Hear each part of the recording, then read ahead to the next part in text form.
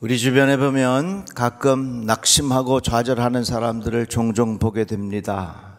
작년 12월 달에 강남에서 일어난 일인데요. 어느 가장이 낙심하고 좌절해서 아내와 두 딸을 살해하고 자기 자신도 유서를 남기고 극단적인 선택을 했습니다.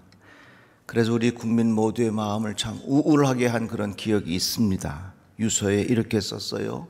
천국에 잘 가렴, 나는 지옥에서 죗값을 치룰게. 참 너무 가슴 아픈 일이 일어났습니다. 이러한 일들이 우리 주변에 참 많이 일어나고 있어요. 살다가 보면 우리도 모르는 사이에 좌절하고 낙심하고 다 모든 것 그냥 그만두고 싶을 때가 있지요. 그런데 사도 바울이 우리에게 주시는 말씀이 있습니다. 그러므로 우리는 낙심하지 않습니다. 이렇게 말했어요. 한번 따라해 봅시다. 그러므로 우리는 낙심하지 않습니다. 우리는 낙심하지 않습니다. 그런 말이에요. 그러므로 우리는 낙심하지 않습니다.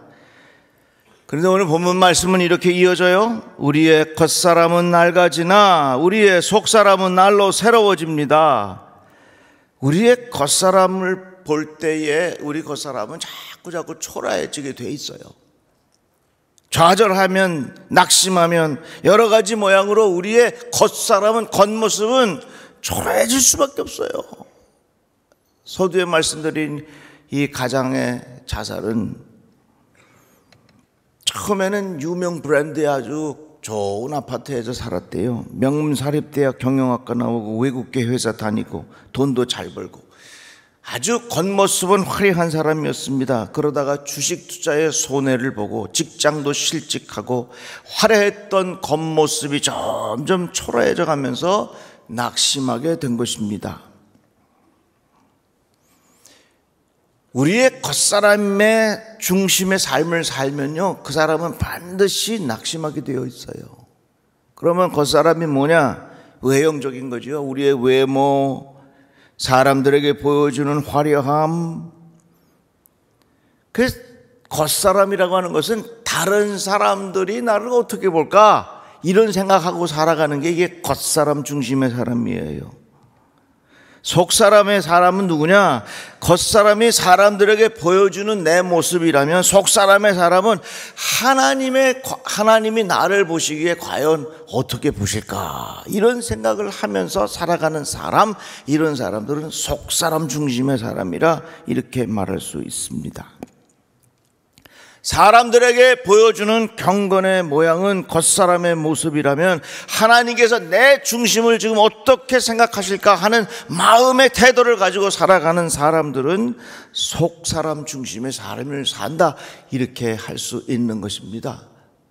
우리가 왜 낙심하고 좌절하고 포기하느냐? 겉사람 중심의 사람이 돼서 그래요. 사람들이 나를 봐줄 때 아이고 초라해, 아이고 저 집 쫄딱 망했네, 아이고 어떻게 저렇게 됐어, 이렇게 생각하는 그 시선들이 무서우니까, 왜? 남들이 나를 어떻게 봐줄까에 대한 내 인생의 포기가 낙심과 좌절로 이어지는 거예요. 그렇지만 어떤 상황에서라도 하나님 나의 속마음을 보시니, 하나님 나의 중심을 아시는 주님, 나에게 힘을 주십시오 하는 사람들은 다시 일어날 수 있게 된다, 그 말이에요. 예수께서 바리새인들을 향하여 회칠한 무덤이라고 하셨습니다. 무덤인데 겉으로 회를 칠해서 밖에서 보기에는 허옇게 깨끗하게 보여요. 그러나 그 안에는 시체가 썩어가고 있습니다. 겉사람이 바깥으로 보여주는 내 자신이라면 속사람의 사람은 하나님께서 나를 어떻게 지켜보고 계신가 하는 그 마음의 중심을 중요하게 생각하며 살아가는 삶의 자세, 이렇게 다른 거예요. 우리 인생은요, 겉사람 중심의 인생을 살면요, 모두가 낙심하고 좌절하고 포기해요. 제가 다른 사람들보다 참 동안이라고 생각을 하거든요. 근데 지난주에 어느 기관에서 큰 행사가 있어서 제가 설교해서 그게 이제 신문 기사로 나왔는데, 그거 가서 내 얼굴 보니까 야, 도대체 네가 누구냐 알고 봤더니 저더라고요. 아유, 저도 이제 가만히 생각해 보니까 청년이 아는 것 같아요. 겉사람은 자꾸 후패하면서 자기의 겉사람은 낙심하게 되어 있습니다. 그러나 속사람이 하나님 앞에 더욱 신실하고 하나님 앞에 좀 더 거룩해지고 좀 더 하나님 보시기에 합당한 삶을 살겠다고 새로운 마음의 결심을 하면 그 마음에 하나님께서 주시는 새로운 힘과 용기가 있다는 것입니다. 베드로전서 이런 말씀이 있어요. 오직 마음에 숨은 사람을 온유하고 안정한 심령의 썩지 아니할 것으로 하라. 이는 하나님 앞에 값진 것이니라 그랬어요. 이 말씀을 쉬운 성경은 이렇게 번역했습니다. 진정 아름다움은 내면의 아름다움이며 온유하고 정숙한 마음을 가진 사람이 정말 아름다운 사람이라. 잠언 말씀에 보면 뭐든 지킬 만한 것 중에 더욱 내 마음을 지키라. 생명의 근원이 이에서 남이니라. 우리가 지금 사실 SNS를 사용하면서 카톡, 인스타그램, 페이스북 여러 가지를 사용하면서 자기의 자랑거리를 거기다 다 올립니다. 그러니까 서로가 서로를 보면서 쟤는 뭐 하나 저는 뭐 하나. 그러니까 내가 내 인생을 살아도 내 속에 있는 깊은 내 속사람을 채워가는 인생을 사는 게 아니라 남들에게 보여주는 인생을 살아가는 게 오늘 우리의 현실이요. 특별히 디지털 시대를 살면서 이런 경향이 훨씬 더 많아요. 그러니까 겉사람의 인생을 사니까 자꾸 우리들 사이에 비교하면서 뭐가 돼요? 낙심하고 좌절하고 절망할 때가 많아진다는 겁니다. 그런데 사도 바울이 우리에게 강조해서 말씀하고 있는 것은 겉사람은 후패하지만 속사람은 날마다 새로워진다. 겉사람의 중심의 인생을 살아가는 사람들은 어차피 우리 인생은 낙심하고 좌절하고 절망할 수밖에 없어.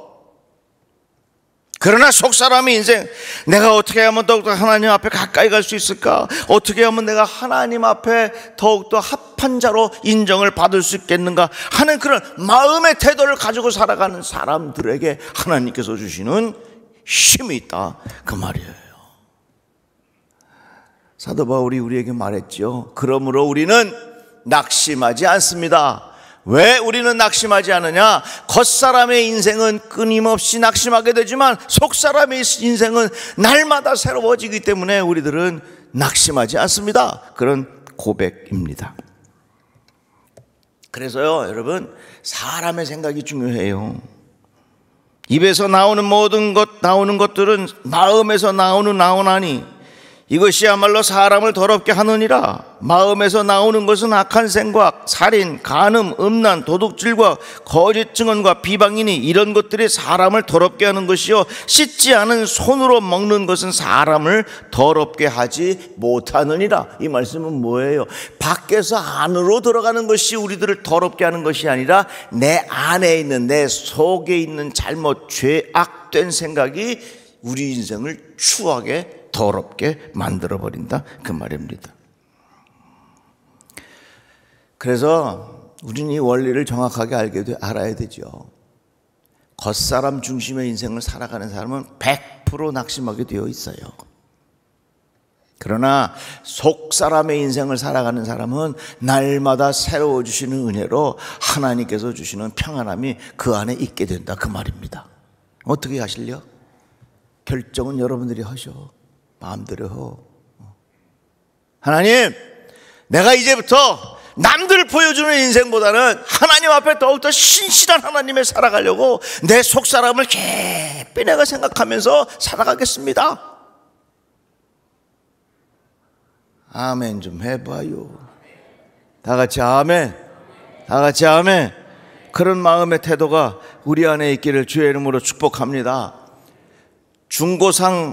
자동차 중고차 판매상은요, 손님을 끌기 위해서 자동차 외관에 신경을 많이 씁니다.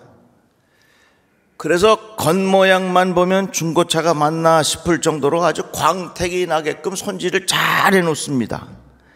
그러나 분명한 것은 우리가 중고차 자동차를 살 때 겉모습만 보고서 사면 안 됩니다. 안전과 직결되는 것은 겉모습이 아니라 내부입니다. 외관의 흠집이야 페인트 칠로 얼마든지 숨길 수 있지만 엔진이 부실하게 되면 그 차는 쓸모가 없습니다. 외부도 중요하지만 내부만큼 중요하지 않습니다. 사람도 마찬가지예요. 얼굴과 몸매, 옷차림 무시할 수는 없지만 사람의 핵심은 그 인격입니다. 우리가 누구인지 결정하는 것은 내면의 요소입니다. 외부에만 신경 쓰면서 살면 정작 가장 중요한 것을 놓치게 돼요. 오늘날 얼마나 많은 사람들이 겉모습, 사람들에게 보여주는 내 자신을 사람들에게 포장하기 위해서 살아가는 인생이 얼마나 많습니까? 그런 인생을 살면 100% 좌절하고 낙심하는 인생을 살아가게 된다니까요. 겉사람의 인생이란 뭐냐? 사람들이 나를 어떻게 봐줄까? 여기에 신경 쓰며 살아가는 사람이에요. 그렇다면 속사람의 인생은 뭐냐? 하나님이 나를 어떻게 보시겠는가? 하나님께서 과연 나를 기뻐하시겠는가 하는 내 마음의 중심을 깊이 생각하면서 살아가는 인생, 거기에는 날마다 새로워지는 하나님의 은총이 있다는 것입니다. 그 다음 말씀은 이렇게 이어져요. 지금 우리가 겪는 일시적인 가벼운 고난은 비교할 수 없을 정도로 영원하고 크나큰 영광을 우리에게 이루어 주십니다. 이렇게 말했습니다. 오늘 말씀 속에 우리가 당하는 고난은 일시적이고 가벼운 것이다, 이렇게 말했어요. 아유, 목사님, 그런 말씀하지 마세요. 내가 지금 몇 년 동안 고난을 겪고 있는데 내가 겪는 고난은 절대로 일시적인 게 아닙니다. 목사님, 내가 겪는 고난이 얼마나 무거운데 왜 내가 겪는 고난이 그렇게 가볍다고 말씀하십니까? 다 고난을 표현하는 것은 주관적입니다. 그래서 세상에서 제일 아픈 게 내가 아픈 게 제일 아파요. 성경에 보면 바울이 가시가 있었다 그랬습니다. 가시가 바울이 경험한 고난이지요. 근데 도대체 바울이 어디가 아파서 그 고난을 표현했을까? 바울이 가지고 있었던 가시가 뭘까? 어떤 목사님이 대상포진을 크게 알았어. 대상포진을 대통 앓은 다음에 자기는 성경 보면서 깨달은 게 있다. 바울이 가졌던 그 가시는 다른 병이 아니라 대상포진이라는 얘기야. 절대로 다른 병일 수가 없어요. 대상포진이래. 그러냐고. 근데 또 다른 분 만났어. 근데 그분은 또 신장이 아파갖고 진짜 고생했어. 신장이 아파서 정말 고통스럽게 있으니까 나를 만나가지고서 자기는 성경을 보면서 깨달았대. 바울이 가졌던 가시는 다른 게 아니라 신장 질환이었다고 나는 확신한다 그러더라고. 여러분들은 바울이 가졌던 가시가 어디 병인 것 같아요? 다 자기가 아픈 게 제일 아픈 거예요. 그렇기 때문에 우리가 갖는 고난은 전부 다 이 상대적이고 전부 다 주관적이기 때문에 절대로 내가 갖는 고난은 일시적이고 가벼운 고난이라 그렇게 생각하기 쉽지 않습니다. 그렇지만 성경에 보면 사도 바울이 우리에게 일반적으로 하는 말이 있는데 뭐냐? 우리가 받는 고난은 일시적인 것이고 가벼운 고난이라 이렇게 말했어요. 그러니까 오늘 여러분 아주 그렇게 딱 마음의 정리를 하세요. 내가 지금 고난을 겪고 있는데 한번 따라합시다. 내가 지금 겪는 고난은 일시적인 것이고 가벼운 것이다. 아멘. 크게 할 준비하죠. 나는 그렇게 믿습니다. 다 같이 아멘. 이렇게 믿고 이렇게 확신을 가지면 내가 그것을 이기면서 살아갈 수 있는 거예요. 사도 바울은 우리에게 고난을 이렇게 가르쳐 주면서 이 고난을 통해서 우리들은 하나님의 영광의 자리로 나아간다, 이렇게 말씀하고 있는 것입니다.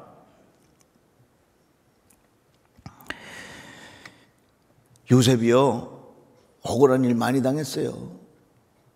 형들에게 버림받아서 말이죠, 죽을 뻔했다가 팔려가고 억울하게 감옥에 가가지고 누명 뒤집어 쓰고. 참 이 요셉이 고난을 많이 당했지만 그 고난 중에서 요셉은 영광의 자리로 그 자리가 옮겨졌어. 결국은 이 요셉이 감옥에서 고난을 받았기 때문에 그 총리 대신의 자리까지 가게 된 거거든요. 남편과 아들들과 사별하고 슬픔에 빠졌던 나오미, 그리고 그 고난의 자리에서도 시어머니를 따라갔던 룻, 이런 사람들이 기가 막힌 고난을 당했지만 그 고난 중에서도 자기의 속사람을 깊이 생각하고 자기의 속사람의 하나님의 은혜로 귀한 일들을 찾아갔을 때에 하나님께서 그 사람을 영광의 자리로 옮겨주었다, 그 말이에요.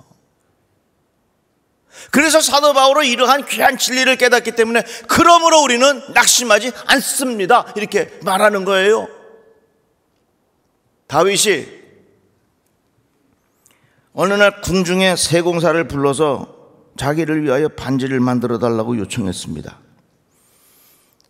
그런데 반지를 만들 때 반지에 글귀를 써야 되는데, 내가 성공하고 전쟁에 이겨서 기쁨이 가득할 때, 내 마음을 자제하기 어려울 때에도 해당하는 글과, 더불어 내가 일이 잘 안 풀려서 절망에 빠져 있을 때, 용기를 다 잃고 완전히 좌절하고 낙심할 수 있을 때에, 그때에도 적합한 글귀를 같이 넣어서 반지를 만들어 달라고 부탁을 했어. 그 이 세공사가 반지는 만들 줄 아는데 그 안에 무슨 글을 써야 되는지 난감한 거지요. 그래서 결국은 지혜로운 솔로몬에게 가서 묻습니다. 왕자시여, 우리 왕께서 이렇게 기쁨에 빠져 자만하게 될 때에 감정을 조절할 글귀가 뭡니까? 절망에 빠져 있을 때 용기를 줄 수 있는 글귀가 뭡니까?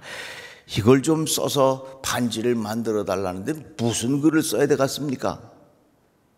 그랬더니 그때 유명한 얘기가 여기서 나온 거예요. 솔로몬 하는 말이 이 또한 지나가리라, 이렇게 가르쳐준 거예요. 내가 당한 고난이 일시적인 것이 아니라 영원한 것, 내가 당한 고난이 나를 확 죽게 만드는 그런 중한 고난이라고 하면 우리가 어떻게 낙심하지 않을 수 있겠습니까? 그러나 우리가 어떤 고난을 당한다 할지라도 그 고난이 또한 지나가는 것이고 이것은 가벼운 것이고 일시적인 것이다 하는 내 마음의 고백이 있으면 우리 이걸 잘 이겨내고 일어설 수 있다, 그 말이요. 여러분, 고난 중에 좌절하지 마시고 낙심하지 마시고 날마다 새롭게 일어서는 역사가 있기를 주의 이름으로 축복합니다.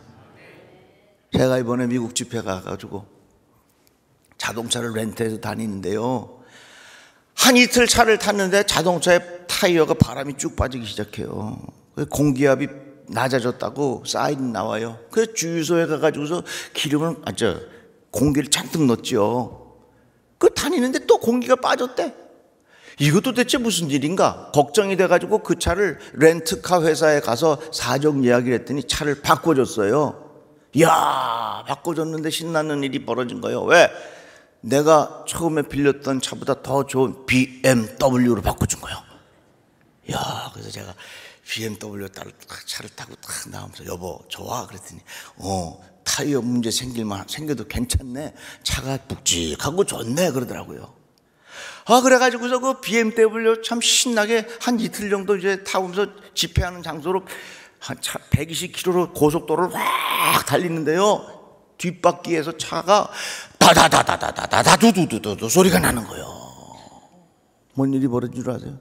자동차에 펑크가 나가지고 이 뒷자동차에 있는 바퀴가 완전히 바퀴가 걸레짝처럼 다 찢어져가지고 도너스처럼 그냥 그렇게 돼버렸어, 바퀴가. 수많은 차가 막 달리는데, 야, 겨우 그것을 진땀 흘려가면서 말이죠, 옆으로 갓길로 해가지고서 겨우 살아났어. 오늘 와서 여러분들 만난 게 되게 정말 감사합니다. 정말 생명의 위협을 느낄 정도로 그렇게 아주 아찔한 시간을 지낸 거예요. 그래서 결국은 다시 렌트카 회사 부탁해서 차 타이어 바꾸고 그 회사에 가서 차를 바꿔갖고 왔는데, 아따, 이번에 차를 바꿔주는데요, 무슨 차를 바꿔주느냐? 캐딜락. 그것도 캐딜락 SUV. 몇 번 타보지도 않은 새 차를 타고서 쫙 나오는데 너무 기분이 좋은 거예요. 여보, 이건 어때? 좋아요. 더 새로운 차로 한번 더 바꿔볼까? 그랬더니 아유, 이제 그만하자고. 저는 깨달은 게 있어요. 우리가 이렇게 저렇게 살면서 고통을 당할 때가 있지만 그 고통 중에 내 속사람을 잘 관리하고 내 속사람을 잘 유지하면 그 고통을 통해서 우리 인생이 한 단계 한 단계 업그레이드 되는 거예요. 한 걸음 한 걸음 더 하나님 보시기에 합당한 삶으로 우리의 인생이 달라지는 거예요. 그래서 오늘 말씀 속에 사도 바울이 가르쳐준 이야기는 우리가 고난을 당하지만 그 고난을 통해서 하나님의 영광의 자리에 이르게 하신다 하는 말씀이 이것인 것을 깨닫게 됐어요. 고난 없는 사람이 어디 있어? 아프지 않은 사람이 어디 있어? 걱정 없는 사람이 어디 있어? 다 걱정 근심 있죠. 그런데 가만히 생각해 보면 그 걱정 근심 이 모든 것의 대부분 다 어디서부터 오느냐? 나의 겉사람 관리에서부터 오는 거예요. 사람들이 나를 어떻게 봐줄까 하는데 내가 초라해졌어. 이게 굉장히 괴로운 거예요. 근데 사도 바울이 우리에게 말하기를 겉사람은 계속 우패하나 우리의 속사람은 날마다 새로워진다고 말씀하였으니 여러분 나의 속사람을 잘 관리하셔서 내 안에 하나님의 은혜가 있기를 주의 이름으로 축복합니다. 고통 중에 주님 나를 어떻게 생각하실까 주님 의식하는 삶을 살면 그 고난이 바뀌어서 내 인생 하나님께서 업그레이드 시켜주시고 하나님께서 나의 인생을 영광의 자리에 있게 하신다고 약속하셨습니다. 그래서 오늘 사도 바울이 우리에게 전한 대로 그러므로 우리는 낙심하지 않습니다. 우리 모든 성도들 이러한 믿음으로 살아가시기를 주의 이름으로 축복합니다. 기도합시다. 하나님 감사합니다. 주의 말씀을 들었습니다. 살다 보면 여러 가지 어려운 일들 많이 있지만 나의 속사람이 더욱더 든든하게 하여 주시고 예수의 영으로 가득 채워지게 하여 주시어서 잘 이기며 살아갈 수 있도록 도와주시옵소서. 예수님의 이름으로 기도드리옵나이다. 아멘.